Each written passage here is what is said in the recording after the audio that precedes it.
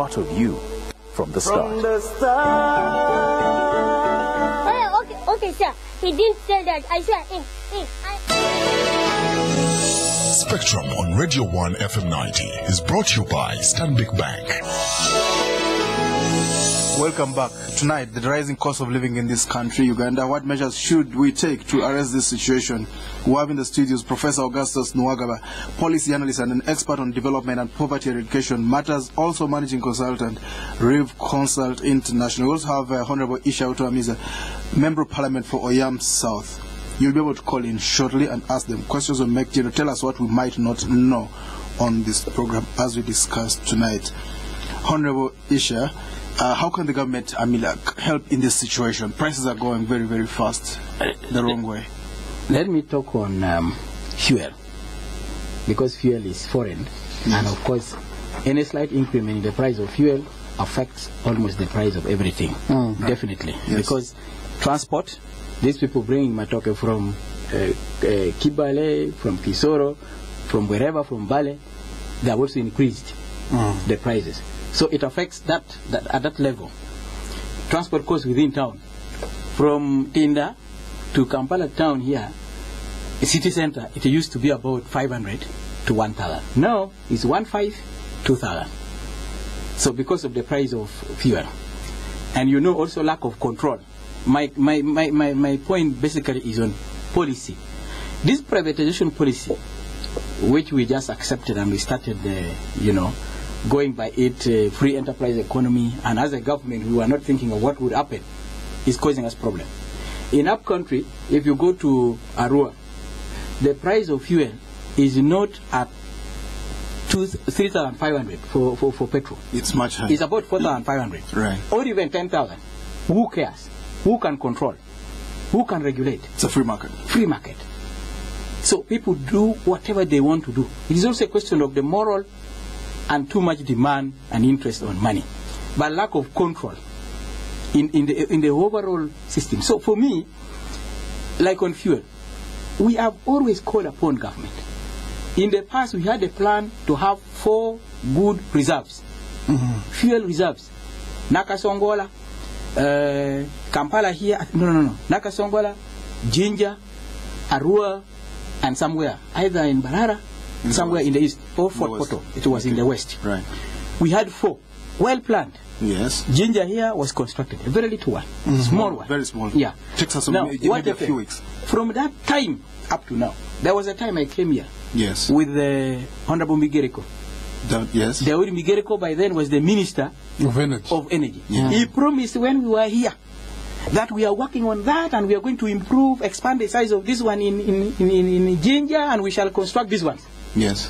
4 or 5 years now. Maybe he forgot. Nothing. Maybe he forgot because he's not a whip of parliament. Somebody else has taken over, so there's no need. That person is thinking about it. Yes. What has happened in this crisis now? It is only government that could come out and relieve us. If we had our fuel reserves in place, but we don't have them. Well, so what happens? As professors put it, we are just in a dilemma. Maybe they're also busy. They're planning to give us a 60-story tower somewhere. Maybe they're busy planning on that, so they can't think about who knows? Such small things as fuel reserve. 60 floors. The tallest building we have is 19 floors. Now they want to give us one of 60 floors. Very fantastic thinkers. Let's talk about the quality. Let's talk about the quality. Honorable Ishaa, you are in Parliament. Talk to us about the quality of the accountability of our public officers. First of all, the process that we have in Uganda is a big problem. Secondly, corruption everywhere in Uganda. You think corruption is a serious thing? Yes, I do not want to leave out the institution of parliament. You remember when we were going for elections, how money was being dished to members of parliament? Yes. Yeah, from all sources. Oh, 20 million, that's not too much. No, from all sources. Okay. You go to the constituency, you are campaigning there, somebody calls you and says there's some money which has been put in your account. Right. You have never been consulted, you are not aware. It's actually legal to put money in my account without my consent. Right. You go out, some people are bringing 10 million to pass the supplementary budget. Right. Aside.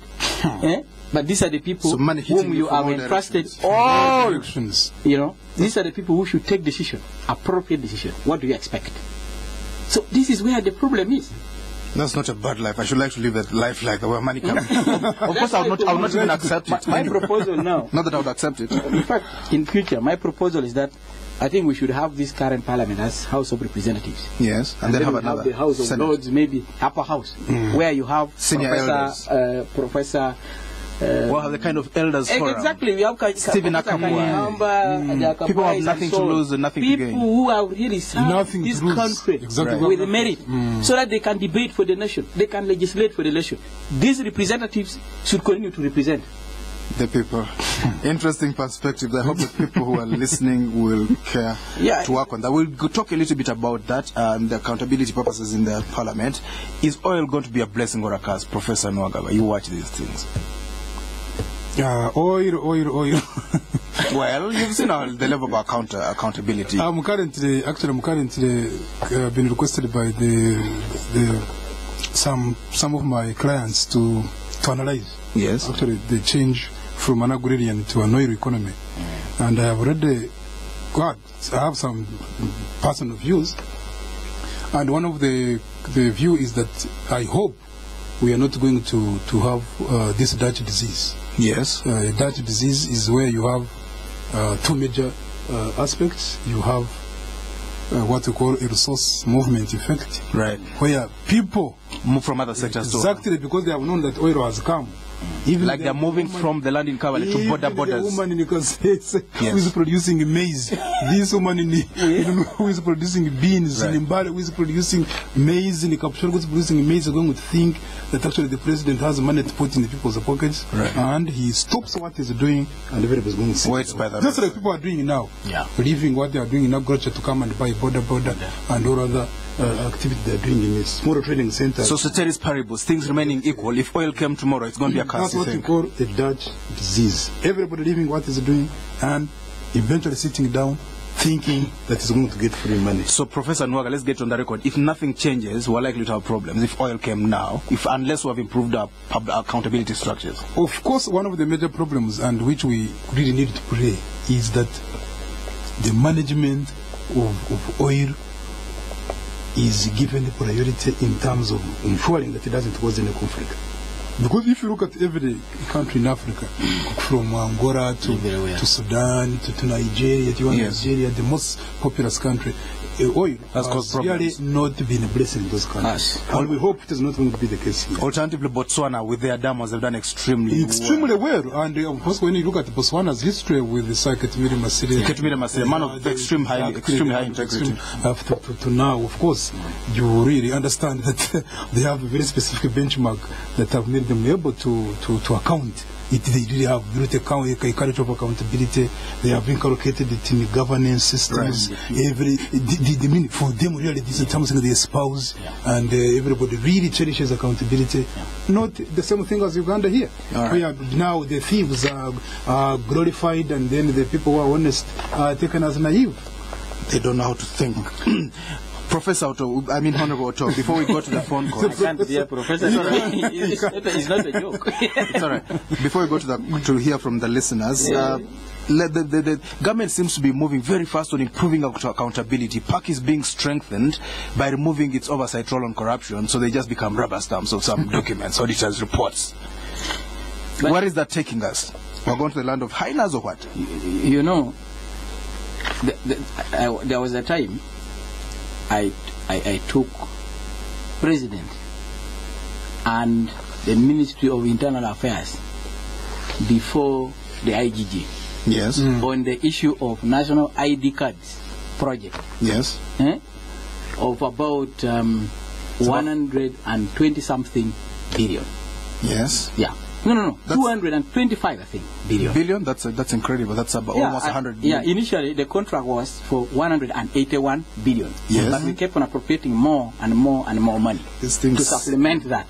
Besides a lot of billions, which was with already electoral commission. What has happened to that money now? IGG wrote a letter to me that, the Minister for Internal Affairs have already explained this matter in Parliament, so there's no need for us to go ahead with this. Let's hear from the listeners. And they wrote back to me. I want to keep my cool. I want to continue keeping my cool. Let's hear from you listeners. This is Spectrum on Radio 1. Tonight we're looking at the continuing rise in prices across the country. across almost all sectors. Our telephone number 0414-348-111, 0312-260-390, 0791-909-909. This is our country. Say what you want to say. We want to make it better. Spectrum, hello. Hello, yes, Edmond. How are you? Very well. Your name? Ahmed, calling from Najana Nkumbi. Yes. Yeah, I think in terms of the global perspective, Uganda has been doing poorly as an individual country. We've been monitoring currencies, and if you've been watching the dollar index, it has slipped to its lowest this year. It reached 74. The dollar is suffering. The Australian dollar is beating the USD, the US, everyone is beating the dollar. But because of Uganda's low, weak currency, we're the ones suffering. A weak shilling favors Uganda because it gets more money through getting more taxes as revenue because they're paid in dollars. So I think the government doesn't really mind because it feels like it's benefiting a lot. So we shouldn't blame the global perspective. We should blame our low productivity, our very negative trade balance. We lost you, Mehdi, with your important contribution on that side. Spectrum, hello. Hello. Edmond, good evening. Good evening. Your name, my friend? Yeah, thanks for your esteemed guest in the studio. Your name? My name is Jimmy. Yes, Jimmy. Now, in the morning we had a similar discussion on Talkback, but there are some things that I think we needed to look at. One, if you're talking about agriculture, which would have been an engine, you have something called NADS. Now, this thing called NADS actually has been made a political tool to be used for some votes. But if you go back in the history of this country, we had something called cooperatives, which would have channeled a lot of produce productively to benefit the people. Now, people are the master of NADS, which is being changed every other day. Do you think NADS will benefit people? I don't think so. Now, look at what is the comparative advantage of Uganda in the neighborhood in terms of agriculture compared to how much government is spending there. If you have the figures of the last budget speech that was read by Saida Boumba, she had shown that there would be some kind of credit line with some of the commercial banks. You go and do some research and find out how much of this money has trickled down to the so-called progressive farmers. What has happened to irrigation? What has happened to modernization of walking structures and stuff like that? You don't have anything happening. Now, coupled with so much money that was released, after, making sure that we bribed some people to pass it, what would you expect? Have another rap. Good evening. Well, thank you, Jimmy, for wishing for us to have another. I wish we could have a whole album of that rap. Spectrum, hello. Hello. Okay, let's continue with this discussion. Honorable Otto. Yeah. Yeah, the weak shilling, does it benefit? Maybe, Professor, I can look at the weak shilling. What I know is that it